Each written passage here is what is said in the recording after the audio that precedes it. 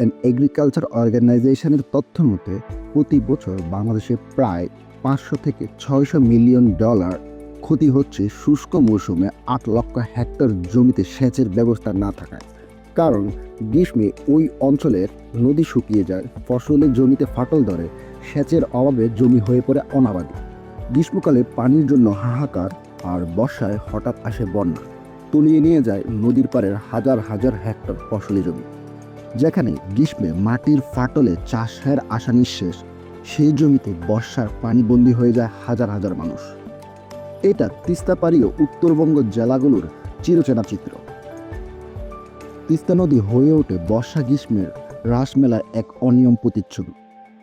বাংলাদেশের অংশে যখন শুষ্ক হাহাকার, ভারতের অংশে তখন নিয়ন্ত্রিত সেচ। ভারত গ্রীষ্মে পানি আটকে রাখে আর বর্ষায় অতিরিক্ত পানি ছেড়ে দিয়ে বাংলাদেশে সৃষ্টি করে ভয়াবহ বন্যা। বারবার অনুরোধের পরও বাংলাদেশকে তার ন্যায্য পানির হিস্সা দেয়নি ভারত। 1983 সাল থেকে শুরু হওয়া আলোচনার পরও এখনও তিস্তা পানি বন্টন চুক্তি স্বপ্নে থেকে গেছে। পশ্চিমবঙ্গ মুখ্যমন্ত্রীর আপত্তিতে বরাবরে আটকে গেছে আলোচনা। এইভাবে শুষ্ক মৌসুমে খরা আর বর্ষায় বন্যা, এই দ্বন্দ্বের যন্ত্রণার শিকার হয়ে আসছে বাংলাদেশের কৃষক। এই জলের দুঃস্বপ্ন থেকে মুক্তির খোঁজে বাংলাদেশ হাতে নিয়েছে তিস্তা মহাপ্রকল্প। আর এই প্রকল্পে বিনিয়োগে এগিয়ে এসেছে চীন। কিন্তু চীনের উপস্থিতিতে উত্তপ্ত হয়ে উঠেছে ভূরাজনীতি। ভারত তাদের সবচেয়ে স্পর্শকাতর অঞ্চল শিলিগুড়ি করিডোর বা চিকেন নেকে মোতায়েন করেছে S-400 এয়ার ডিফেন্স সিস্টেম ও রাফায়েলের মতন যুদ্ধবিমান। চিকেন নেক মাত্র 22 কিলোমিটার দীর্ঘ, কিন্তু ভারতের প্রাণরেখা। এই করিডোরে ভারতকে যুক্ত রাখে তার উত্তর পূর্ব 7টি রাজ্যের সঙ্গে।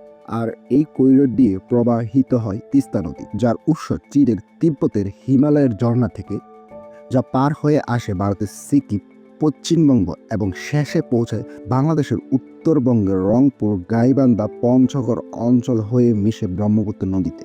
ভারত উঁচুভূমির সুবিধা কাজে লাগিয়ে তিস্তার উপর 11টি বাঁধ ইতিমধ্যেই তৈরি, আরও 15টির পরিকল্পনা চলছে।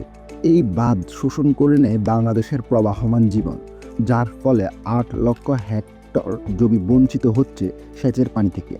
প্রতি বছর প্রায় 500 থেকে 600 মিলিয়ন ডলার ক্ষতি হচ্ছে কৃষি অর্থনীতি। কিন্তু চীন কেন এত আগ্রহী তিস্তা প্রকল্পে? কারণ একটাই, মালাক্কা প্রণালী।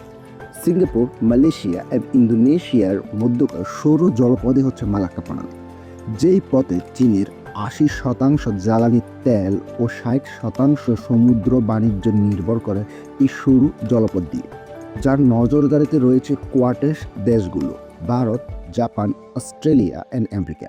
এই প্রণালী একদিন বন্ধ হয়ে গেলে চীনের অর্থনীতি মুখ থুবড়ে পড়বে। তাই চীন বিকল্প খুঁজছে বাংলাদেশ হয়ে নতুন ট্রেড রুটের। তিস্তা প্রকল্প চীনের কাছে শুধু পানি নয়, একটি স্ট্র্যাটেজিক করিডোর, যা দিয়ে চীন ভারতকে ব্যালেন্স করতে পারবে ভূরাজনৈতিকভাবে।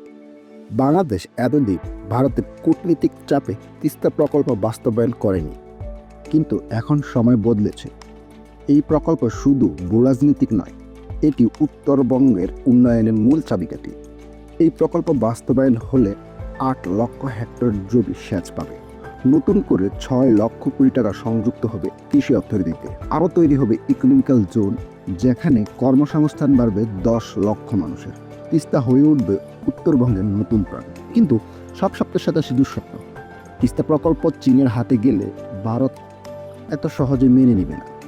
যদি ওই অঞ্চলকে কেন্দ্র করে যুদ্ধ বাঁধে, তাহলে বাংলাদেশ ক্ষতিগ্রস্ত হবে সবচেয়ে বেশি। তিস্তা প্রকল্প শুধু পানি বা নদীর গল্প নয়, এটি একটি কৌশলিক যুদ্ধের নাম।